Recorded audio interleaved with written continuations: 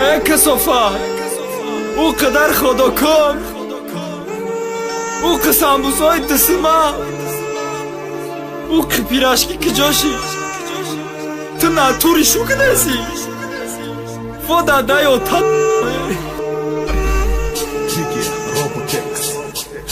کدی رفتی بیا بیم بدایت دا چیالم فکری خدا که کشتستایم برای چلم منالم های فیوخه خدا کم ایلا زهر چه چار مراجنی گفتی بردم حتی دا وقتی ابلم اما ای بحری خود گذاشتم که شکمت سر باشه نکه ده نظرت پیر شیدم یافتی بخیدت یاشا دن از کی سستم اشتمی مرد یادت هست بگی بیام اشا ناخلاف آدمی پاست یک اصافاده نادم روز خدا کد می بردم تنباله گش نبدم اکاش که خودم خوردم در خوابگاه می لرزیدم هر روز اگش نگیره قرضای بد شیدم براست ای پیرش کی خریره تو دل اینجا مزدی کنه میگفتی بگی بخو قریب میمردم باشی که میگیش نمای پشتی تو با ای احوال هر سال اجداد میکم زاد روزی تره هر سال بزار شیده بدم ای چالای سستم خریره بگی بیا مشه شو کدی شد بخیرد ما با امید خیانت کدم پدری یردت نلده وایه ساموسه های دستم میبردم خودم مرده بودم گش نگیره کاش که میخوردم سومی او قدر خدا که پیرش کی دو تا زن مشید و هرام اهمیت نداد من بعد شکمش سر شد خوری شکم یاد کردم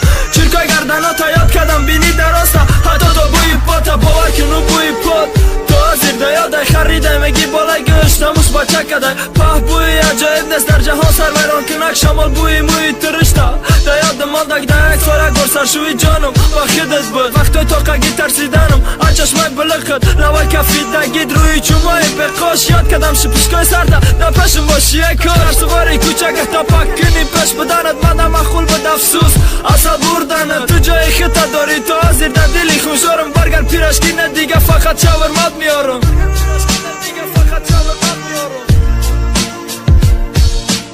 خطام بفهمین دایره پروست شوکی بود پریکال بود بگم میشه با سریوز نخوابون نکنید نه خیلی دیب سریوز